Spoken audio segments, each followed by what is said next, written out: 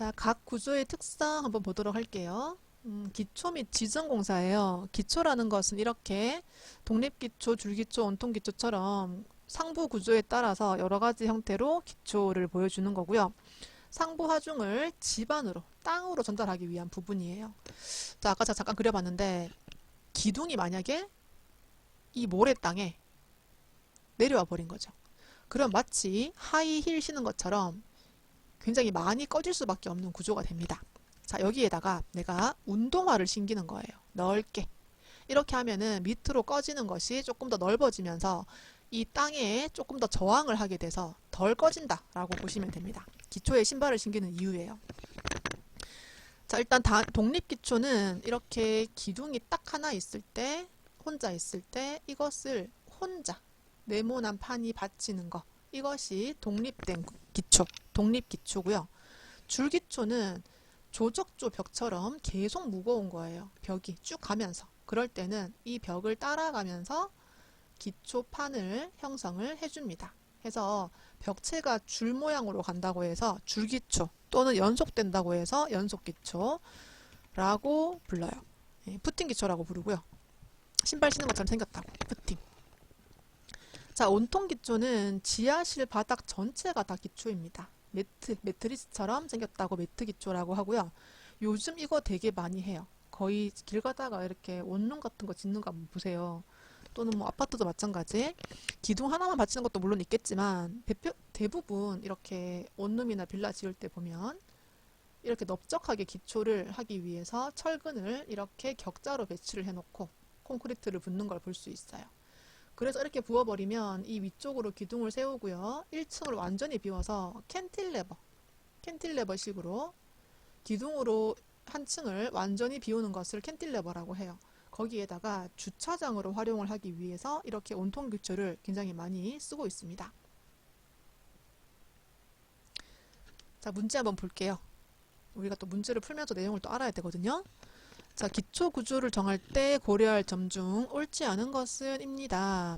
자, 먼저 인접 건물의 기초에 주의해야 되겠죠. 당연히 이것은. 기초가 당연히 만날 일은 없겠지만 그래도 혹시나 우리가 너무 깊이 파면은 옆에 건물을 끌고 들어올 수 있기 때문에 그런 것들도 생각을 해야 되고요. 지내력, 땅에 힘이 좋은 집안에 당연히 기초를 설치를 해야 됩니다. 그리고 기초의 밑면을 동결선 밑에 놓는다라는 말이 나오는데요. 이렇게 땅이 있고요. 뭐 경기도 지방과 경상도 지방은 이 동결선의 깊이가 달라요. 같지 않아요. 경기도가 훨씬 춥고 경상도가 훨씬 덥기 때문에 이 깊이는 다른데 예를 들어서 경기도의 깊이가 90이다 라고 친다면 900mm 또는 90cm 라고 친다면 1m가 안 되죠. 그만큼까지는 이렇게 기초의 밑바닥을 파줘야 된다 라고 하는 겁니다. 동결선이라는 것은 땅이 어는 선인데요. 이렇게 밑에 있는 무수한 이런 지하수가 얼게 되면은 우리 냉장고에 물 얼려 보셨죠? 물이 이렇게 불어나잖아요. 그렇게 해서 막 빵빵해지는데 그것처럼 잘못하면 기초를 밀어 올릴 수 있기 때문에 얼지 않는 곳까지 기초를 박아줘야 된다 라고 보시면 되겠습니다. 자, 그리고 4번은요. 기초 형식은 여러 형식을 혼동 또는 혼용이라고 제가 얘기할게요. 혼용한다 할 수 있습니다. 그렇지만 한 가지를 하는 게 훨씬 더 유리하다라고 보고 있어요. 그래서 굳이 아무 단서가 없는데 기초를 두 가지로 해라 이렇게 할 필요는 전혀 없다라고 문제를 좀 풀어주시면 되겠고요.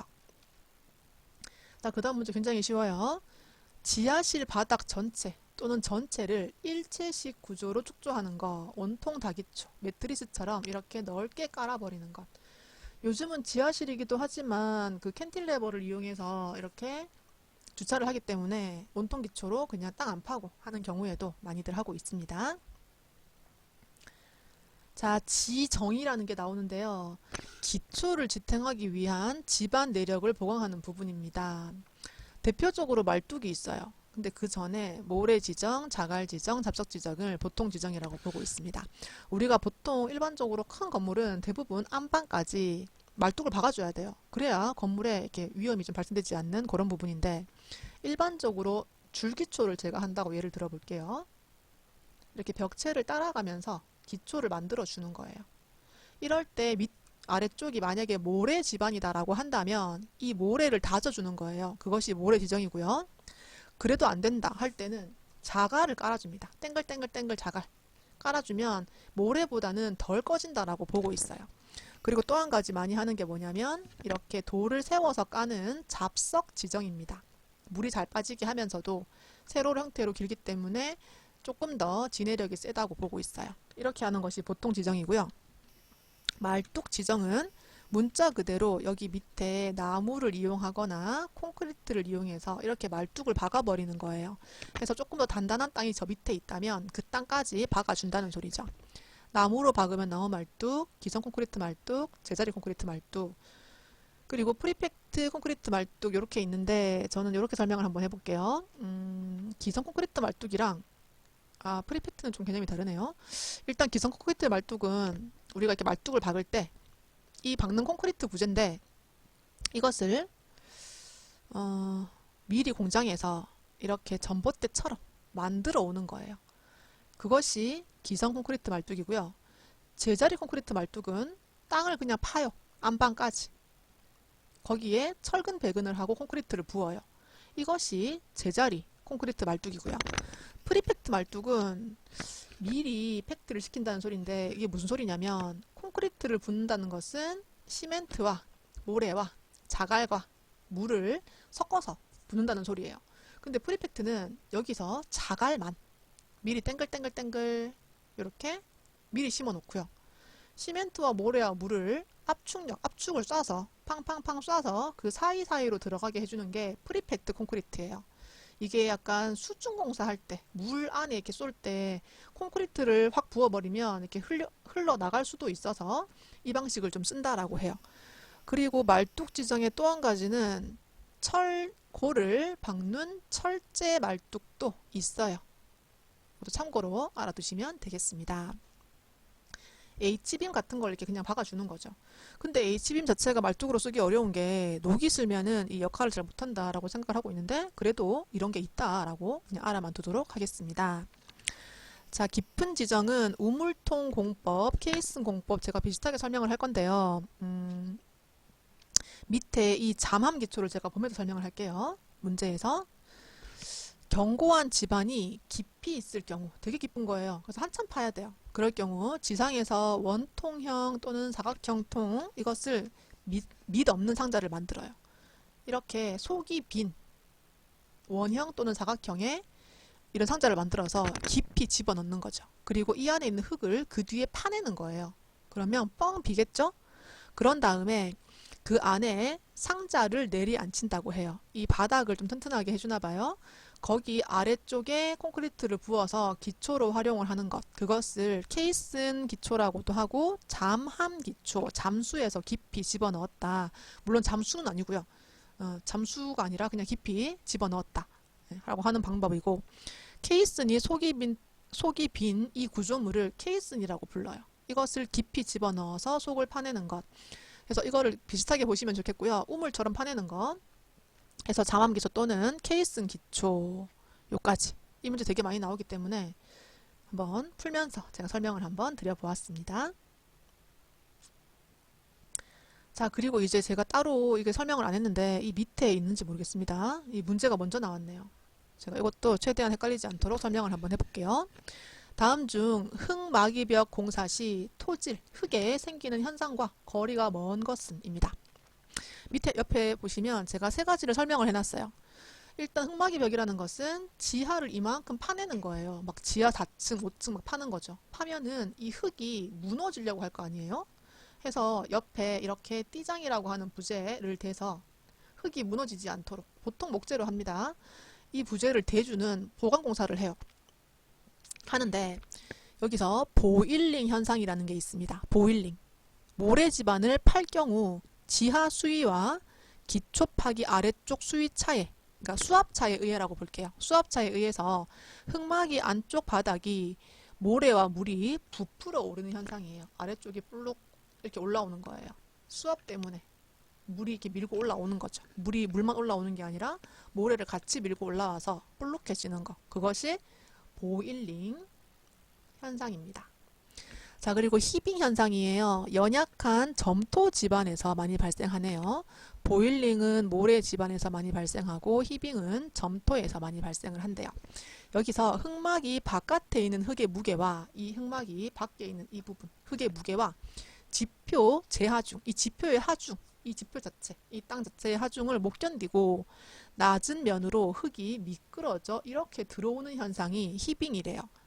그래서 이것도 부풀어 오르긴 하지만 이렇게 옆에서 흙이 이렇게 올라오는 현상. 이건데 일단 점토 집안이라는 키워드 수압차가 아니고 이 흙 자체에서 이렇게 밀고 올라와서 이것도 볼록해지기는 해요. 이렇게 만드는 것이 히빙 현상. 둘 다 흙이 볼록하게 올라오는 거죠. 토질에 생기는 현상이죠. 그러면 보일링도 맞고 히빙도 맞아요. 자, 파이핑은 모래 집안에서 흙막이 뒷면 취약 구간에서 아주 미세한 토사가 유실되면서 이렇게 쓸러 내려오면서 파이프 모양의 수로가 형성되어 집안이 점차 파괴되는 현상이에요. 자, 이렇게 볼게요. 제가 흙막이 뒷면에 굉장히 이런 힘이 약한 부분이 있대요. 거기서 파이프 현상처럼 파이프처럼 구멍이 생기면서 일로 뽕뽕뽕 흙이랑 물이 이렇게 나오는 현상이다라고 제가 그림으로 한번 그려볼게요. 자, 파이핑은 이렇게 파이프가 생기면서 여기 어떤 미세한 구멍이 생기면서 모래와 물이 뽕뽕 나오는 현상, 이것을 파이핑, 파이프가 생겼나 보다 라고 생각을 한번 해볼게요.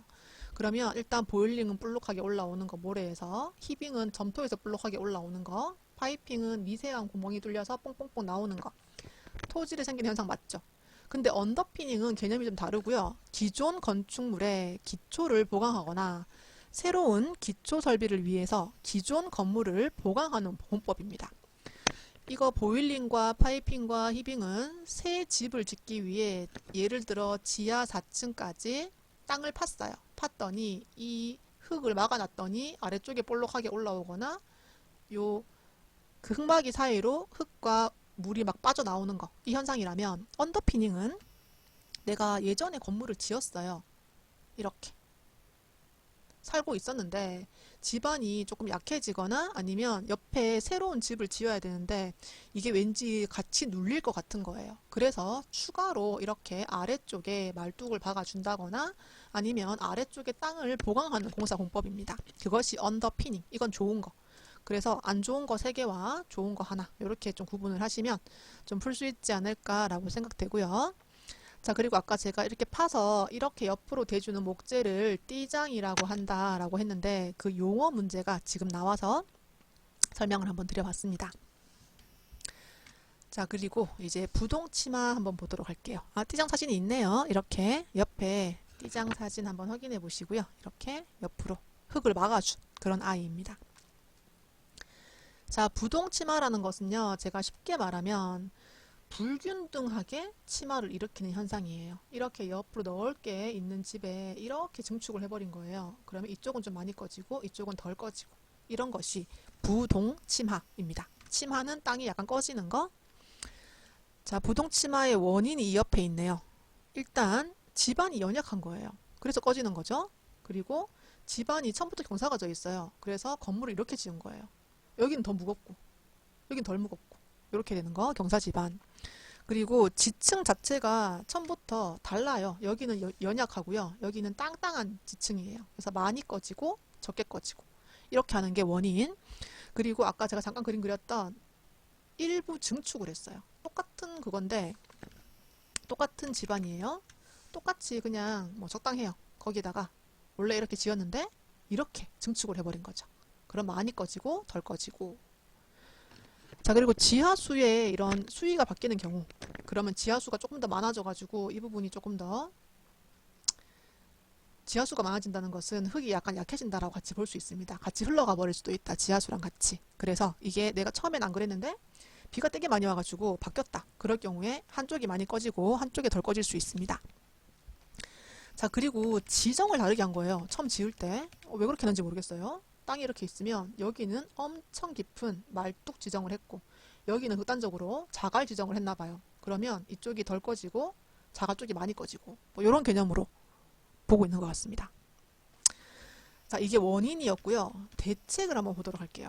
어떻게 해야 이 부동치마를 막을 것인가? 그러면 첫 번째, 연약한 집안은 좀 단단하게 만들어 주는 거죠. 아까 언더피닝처럼 또는 처음부터 연약하면은 처음부터 전체적으로 좀 단단하게 만들어 주는 거. 그리고 지하수위 저하로 인한 수압 변화를 방지하기 위해서 지하수의 유입을 좀 막아준다라고 보시면 좋겠어요. 자, 그리고 처음부터 기초를 단단한 집안에 지지하면 부동치마가 덜하다고 하네요. 독립기초의 경우, 독립기초는 이렇게 혼자 나와 있는 기초죠. 제가 하나만 자세히 그릴게요. 이렇게 있고 그 옆에도 기초가 이렇게 있는 거예요. 기초가 너무 목이 긴 거예요. 그래서 이렇게 잘못하면 휘어질 수도 있다고 합니다. 땅 속에 있어요. 기초가. 그라운드 레벨 밑에. 자, 거기에 이렇게 기초와 기초를 잡아주는 볼을 설치하는 거예요. 땅 속에 있는 볼라고 해서 지중보라고 합니다. 자, 그리고 구조체 자체가 건물이 가벼우면 덜 꺼져요. 그리고 중량 및 하중을 균등히 분포하면 덜 꺼집니다. 물론 한쪽만 꺼지는 거를 지금 방지해 주는 거고요. 자, 인접 건물이 잘못하면 내 건물을 끌고 들어갈 수 있어요. 그래서 옆에 있는 건물과는 조금 멀리 해야 되고 평면 길이가 짧으면 짧을수록 한쪽만 꺼지는 현상은 좀 적어진다라고 보고 있습니다. 그래서 평면은 되도록 짧게 하시면 되겠습니다. 자, 문제 볼게요. 부동치마 문제가 지금 나오고 있죠. 다음 중 건물의 부동치마 같지 않게 꺼지는 거, 똑같지 않게 꺼지는 거, 이것과 가장 관계가 먼 것은? 일단 연약층, 경사지반, 일부 증축 다 좋고요. 지하실이 강성이면 좋죠. 유리하죠. 강성이면 좋잖아요. 근데 여기서는 부동치마 원인이라고 맞냐고 물어봤어요. 그럼 아니다 라고 보시고요. 다음 중 건물의 부동치마 원인과 가장 관계가 먼 것은? 건물 위치가 이질 지층인 경우, 아까 연약한 지방과 단단한 지방이 있으면 연약한 쪽으로만 꺼진다 라고 했고요. 한쪽만 지정을 했어요. 그러면 지정을 안 한 쪽이 꺼지겠죠. 그리고 전체적으로 집안이 연약한 경우에도 잘 꺼지고, 건물이 가벼우면 유리합니다. 하중이 줄어들어서 덜 꺼진다. 전반적으로 덜 꺼진다 라고 보시면 좋겠어요. 자, 언더피닝에 대한 자세한 설명 있으니까 꼭 한번 읽어보시기 바랍니다. 자, 건축물의 각 구조. 자, 조적 구조에 대한 자세한 설명이 나올 겁니다. 조적 구조. 뭔가 적재했다라고 쌓아 올렸다라고 보시면 되겠고요. 조적 공사라는 것은 벽돌, 블록, 돌 등의 재료를 시멘트와 같은 접착 재료나 또는 철물을 이용해서 만드는 거고요. 이 횡력에 대한 저항이 약해서 소규모에 주로 많이 쓰이고 있고요. 또는 칸막이 벽체. 우리가 전체 벽을 RC조로 하고 그 안에 이렇게 겹치는 벽을 벽돌로 하는 경우가 분명히 있습니다. 그리고 이 칸막이 벽체는 언제든지 구조 변경이 가능한 그런 거라고 보시고요. 외부 마감을 형성하는 공사라고 하는데, 우리가 철근 콘크리트 이렇게 세 줄이라고 했죠. 거기에 단열재를 붙여야 되는 경우가 있어요. 물론 다 붙여야 되죠. 거기에 외부 마감을 할 때 또 콘크리트를 치기에는 좀 부담스러워요. 그럴 때 이렇게 붉은 벽돌을 쌓아서 마감을 하는 그런 경우에도 조적식은 굉장히 많이 쓰고 있다라고 말씀을 드리고 싶어요. 자, 조적벽의 기능별 분류 보도록 할게요. 자, 먼저 내력벽은 힘을 받는 벽입니다. 기초에 그 힘을 전달하는 벽체. 반대말은 비내력벽, 칸막이벽, 장막벽. 이것은 반대말. 내력벽이 반대, 힘을 못 받는 거. 힘을 받는 것은 내력벽. 자, 내력벽의 구조 제한, 이게 문제에 한 번씩 나와요. 그래서 한번 볼게요. 일단 내력벽은 10m가 넘어가지 않도록 해주는 게 좋아요. 너무 길면은 10m 엄청 길죠. 이것을 한 벽으로 해버리면은 혹시나 여기 어떤 힘이 발생했을 때 같이 크랙이 가는 문제가 발생을 해요. 그리고 제일 높은 부분, 최상층, 1, 2, 3층을 다 저걸로 할 때, 벽돌로 할 때 최상층은 3층은 4m가 넘어가지 않는 것이 유리하다라고 보시면 좋겠고요. 내력벽으로 둘러싸인 바닥 면적인데요. 아까 제가 한쪽을 최대 10m라고 했죠. 자, 그럼 최대값으로 한쪽을 10m를 했어요. 그럼 여기도 10m로 해야겠네. 그건 안 된다는 소리죠. 이것은 최대 8m만 해야 80제곱이라는 어떤 이 규정 안에 들어간다라고 보시면 좋겠습니다. 최대치. 이보다 넓으면 조금 불안한 구조가 된다라고 보시면 좋겠습니다. 자, 벽돌 구조와 블록 구조의 두께를 제가 볼 건데 해당 높이의 20분의 1 이상입니다. 이걸 제가 어떻게 설명을 한 번씩 하냐면, 우리 벽돌은요, 이렇게 사이즈가 딱 정해져 있어요. 긴 쪽이 190, 짧은 쪽이 90입니다. 높이는 57. 딱 정해져 있어요. 표준 벽돌이에요. 예를 들어서 제일 높은 층을 4m 이내로 하라고 했죠. 4천인데요. 거기에 20분의 1, 나누기 20을 한번 해볼게요. 나누기 20. 이렇게 하면은 대략 200이 나와요. 근데 보통 우리가 한 층을 4m로 잘 안 합니다. 일반적으로는 한 3000 정도로 하기 때문에 우리가 한 장 이 190 방향으로 쌓으면 충분히 이 4m, 3에서 4m 이 안에 좀 안전하게 들어온다라고 보고 있어요. 그래서 보통은 이렇게 외울 때 이 190이 하나고요. 하나의 두께고요. 최대 4천이니까 요 한 장만 쌓았을 때 4천을 넘어가지 애매하게 안 넘어가겠다, 좀 안전하겠다 라고 우리가 머릿속에 좀 기억을 하면 20분의 1 이상으로 해야 된다는 것을 좀 외우기가 편해요. 이거는 최대고 보통은 한 3m입니다. 그래서 한 190을 쌓았을 때 그게 문제가 없겠다 해서 20분의 1 정도로 봐주시고요. 우리 블록은요 좀 달라요. 두께가 이게 좀 크다고 했어요. 한 장이 이렇게 이 폭이 무려 390 긴 쪽, 그리고 짧은 쪽이요 세 가지가 나와요. 190, 150, 그리고 100 이렇게 나옵니다. 이 세 가지가 나오는데 요 한쪽을 190, 좀 두껍다고 봤을 때 이것은 16분의 1 이상이 되어야 된다라고 하는 것은 실제 벽돌보다는 조금 더 두껍게 쌓아야지 된다라고 보면 됩니다. 4천 나누기 16을 해보시면은요 200보다는 조금 더 크게 나와요. 자, 뭐 그런 개념으로 봤을 때 좀 두께가 조금 더 두꺼워야 된다라고 이해를 했으면 좋겠네요. 수치로도 외워주시고요. 이 내용이 안 나왔는데 이 문제에 나왔네요. 옆에 참고해 보시면 조적식 구조의 계구부라는 게 나와요. 우리 벽돌로 쌓아 올린 것에 계구부를 뚫는데 어떻게 해야지 안전할까에 대한 문제입니다. 계구부 폭의 합계는 대림벽으로 구획된 벽 길이의 2분의 1 이하인데요. 이렇게 벽체가 가다가 수직으로 만나는 이 벽체를 대림벽이라고 해요. 그러면 이 대림벽과 대림벽 사이를 이렇게 하나의 벽체로 보는 거죠. 예를 들어서 이 사이가 7m라고 제가 예상을 한번 해볼게요.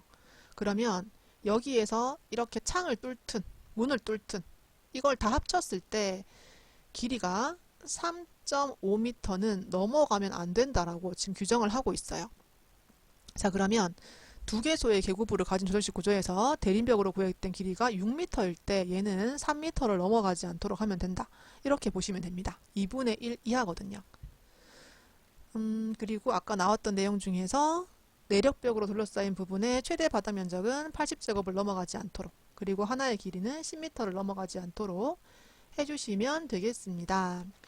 자, 참고해서 또 보시면 조적조에서 문골 상호간의 수평 거리는 벽 두께의 2배 이상으로 한다. 이것도 문제에 한 번씩 나와요. 자, 무슨 소리냐? 벽 두께의 2배 이상? 이렇게 벽체가 있으면 만약에 이렇게 여닫이 문이 한 개 들어가고 또 여닫이 문이 들어가요. 요 사이의 거리요. 이게 너무 붙어버리면 벽돌 한 장이 안 들어갈 수 있잖아요. 그래서 조금 넓게 잡아줘야 된다라고 보는 건데 이 벽 두께가 만약에 190이라면 2배 이상이죠. 380 이상 돼야지 안전하다라고 보는 거예요. 이게 문제에 한 번씩 나오니까 이 내용도 살펴보시고요. 문골 상호간의 거리, 이 사이의 거리 정도로 우리는 보도록 하겠습니다. 자, 그리고 장막벽이에요. 막을 치는 거예요. 그냥 비내력벽이라는 소리죠. 구조 역할이 아닌 벽체 자체의 그 힘만, 벽체 자체의 무게만 힘을 부담을 하는 거예요. 그리고 그냥 칸막이에요. 실의 분리만 하는 거예요. 그래서 문제에 보시면 비내력벽에 포함되지 않는 것은 일단 장막벽, 막을 치는 거고 칸막이 벽인데요. 커튼월이 이거랑 같은 말이에요. 장막이랑 거의 같아요. 커튼, 막 이런 개념입니다. 커튼 치는 거. 그냥 막의 역할이죠. 자, 그리고 커튼월 자체는 유리로 된 벽체이기 때문에 이 자체가 힘을 받지는 않는다라고 보시면 되겠습니다. 유리로 만든 벽. 전단벽이라는 것은 우리 아까 전단력이라는 거 배웠죠. 전단력에 버티는 거예요. 물론 전단력은 아니지만 지진이나 수평 협력에 저항하는 벽체입니다. 그래서 이것은 내력벽으로 보시면 되겠습니다.